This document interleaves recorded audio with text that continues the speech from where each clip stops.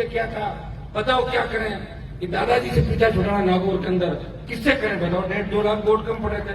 तो सबने कहा। और अगर कोई कह रहा मैं पार्टी बना के लड़ा, तो पार्टी बना के नहीं लड़े थे, उधार की पार्टी लाए थे। किसी छुटे हो अब नहीं तो कब। तो मैंने कहा मेरे से क्या चाहते हो? बोले आपकी कुर्बानी चाहते हैं, शहादत चाहते हैं। मैंने कहा मैं तैयार हूँ, मुझे आप काम बताओ। बोले NH 8 को जाम करना है। जो NH 8 भूत आरक्षण आंदोलन के समय भी जाम नहीं हुआ था, हनुमान बेनीवाल ने हुंकार भरी और राष्ट्रीय लोकतांत्रिक पार्टी के जवानों ने NH 8 को जाम किया।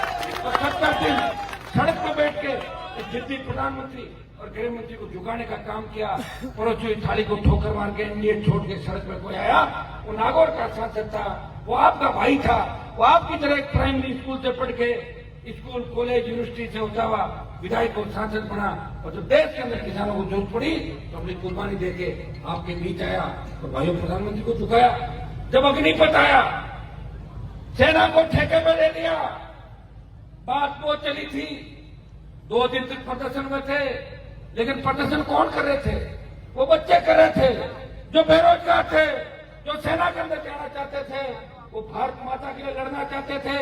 लेकिन उनको लगा कि कोई नेता हमारे साथ ही नहीं है, तो कहां लड़ेंगे? मुकदमे दर्ज किए, जेलों के अंदर डाल दिया। बिहार में आंदोलन की शुरुआत हुई, कई जगह और आंदोलन चला, पश्चिम बंगाल कई जगह विरोध हुआ, लेकिन झंडे के साथ किसी नेता ने अग्निपथ का विरोध नहीं किया। झंडे के साथ इस देश की राजनीति के अंदर अगर अग्निपथ का विरोध करके सेना के सम्मान पर सड़क पर कोई आया, वो नागौर का सांसद था, इसने लोकसभा के अंदर ये कहा कि अग्निपथ मंजूर नहीं, हम अग्निपथ का विरोध करते हैं और अग्निपथ वापस कराएंगे। जोधपुर में 2 लाख जवानों की रैली करके मोदी को फिर चेतावनी दी, हम आ रहे हैं दिल्ली की तरफ। और मेरी चेतावनी के बाद जो 25% अग्निवीर वापस ले रहे थे, 75% वापस कर रहे थे, वो 25 का कोटा बढ़ा के 50% कर दिया कि अग्निवीर जो लेंगे 50% को हम एडजस्ट कर लेंगे। अब 75 वापस भेज रहे थे, अब 50 भेज रहे हैं। मैं आपको विश्वास दिलाता हूं, इन छात्र संघ की 14 की जो रैली है, उसके बाद एक मूवमेंट दिल्ली की ओर करना होगा। दिल्ली को घेरने के लिए चलेंगे, 2 लाख जवान मोदी को झुकाएंगे और सेना का सम्मान भी देश के अंदर लौटाएंगे। ये भी आगे मीडिया वाले इस बात को पूछेंगे कि अगला कदम क्या होगा। मैं पहले से बता दूं, मेरा अगला कदम मुझे दिल्ली की तरफ भी, तो राजधानी घेरेंगे, बड़ी राजधानी को घेर लेंगे। वो जवान और किसानों के लिए लड़ा हूं। मेरी पार्टी का नारा था जय जवान जय किसान।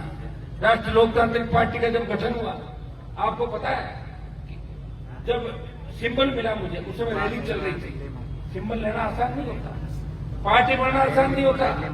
उन नेताओं को पूछना चाहता हूं जो कहते थे मुख्यमंत्री बनेंगे, अरे पार्टी बना लेंगे, ये कर लेंगे, वो कर लेंगे। बना ली क्या पार्टी? आगे क्या पार्टी बन गई क्या? किसी से नहीं बनाई।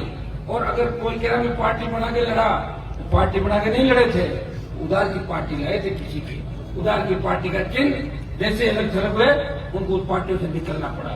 भाई वो पार्टी अगर राजस्थान में बनाई तो नौजवानों के संघर्ष, किसानों का आशीर्वाद, हनुमान बेनीवाल ने इस पार्टी को बना के प्रयास किया। और जो बोतल का चिन्ह मुझे मिला है, कि लोकसभा चुनाव के अंदर बोतल का चिन्ह कांग्रेस बीजेपी ने मुझे छीन लिया था। मैं टायर पे भारतीय जनता पार्टी के 24 MP बिठा के दिल्ली में गया था। अगर 25 सीटें बीजेपी की आई गठबंधन में, तो राष्ट्रीय लोकतांत्रिक पार्टी का बड़ा योगदान था। तो भारतीय जनता पार्टी 4 महीने पहले चुनाव हारी थी राजस्थान में, वो एकदम से 25 सीट लेती है, क्योंकि RLP के नौजवानों ने प्रधानमंत्री को वोट दिया। और वो गठबंधन में मैंने आप लोगों को पूछ के किया था, बताओ क्या करें। कि दादाजी से पूछा छुड़ाना नागौर के अंदर किससे करें बताओ, 1.5-2 लाख वोट कम पड़े थे। तो सबने कहा मोदी वाले पार्टी से कर लो, बल्ले में तो गठबंधन। फिर आपने कहा तोड़ दो, तोड़ दिया। अब और क्या चाहते हैं, मेरी क्या परीक्षा लेना चाहते हो बताओ मुझे। लोगों तो सत्ता में रहे 20-25 साल, उनको तो बड़ पूछ नहीं रहे, बर्बाद कर दिया इस राजस्थान को, उनको पूछ नहीं रहे। एक आदमी लड़ रहा है आपके लिए जो ये झंडा लगा के नहीं लड़ना चाहता, बिना झंडे के लिए भी आंदोलन को तैयार है। आप ये बताएं, क्या अशोक गहलोत कांग्रेस के बिना झंडे के किसी मंच पे जा सकता है? क्या भारतीय जनता पार्टी का कोई नेता बिना झंडे का आ सकता है क्या मंच पे? लेकिन हनुमान बेनीवाल ने ये कहा कि मेरे छोटे भाइयों के लिए मैं बिना झंडे भी सड़क पर लड़ाई लड़ लूंगा। लेकिन कोई आया ही नहीं। जब कोई नहीं आया तो मुझे लगा कि मेरा अगर झंडा नहीं गया तो पुलिस वाले तुम्हें कार्यक्रम नहीं कर देंगे राजस्थान के अंदर। हनुमान बेनीवाल झंडा लेके आपके बीच आया।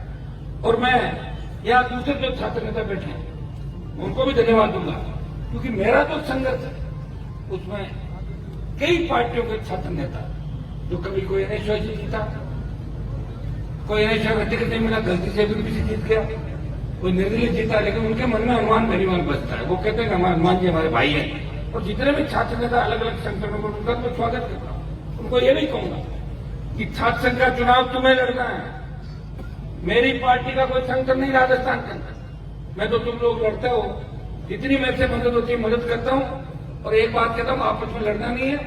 चुनाव जीतने के बाद बच्चों का ध्यान रखना, गरीब किसान के बेटों का ध्यान रखना, हमेशा मेरा बात सुनो। ये भी कहता हूँ कि नशे की प्रवृत्ति से दूर रहना। हम किसान के बेटे, किसान की बेटियां, हमें किन तकलीफों के दौर से नरेगा में मजदूरी करके हमारे माता पिता पढ़ाते हैं। अगर हम नशे के अंदर चले जाएंगे या हम बदमाशी करके गलत ट्रैक पर चले जाएंगे, हम अपराधी बन जाएंगे, तो उन माँ बाप को कौन जीने देगा गांव के अंदर, बताओ कौन बोलने देगा। ये हमेशा से मेरी बात रही और उसी का परिणाम है कि आज आप इंतजार कर रहे हो। लोग कहाँ इंतजार करते हैं, जवान किसी का इंतजार नहीं करते। और मुझे इस बात की खुशी है कि मैं मंत्री बना या नहीं बना, लेकिन इस देश और प्रदेश के अंदर राजस्थान का सम्मान बढ़ाया देश में और प्रदेश में, जिले का, आपके विश्वविद्यालय का, जहां मेरा जिस स्कूल में पढ़ा। आज लोग ये भी कहते हैं कि 1985-86 के हनुमान जी के साथ पढ़ते थे। काफी बच्चों को थोड़ी जानता हूँ, याद है कि लेकिन करीब वो कहते हैं कि हनुमान जी हमारी स्कूल के सहपाठी थे, हमारी कॉलेज के थे। जिस तरह आपके यहाँ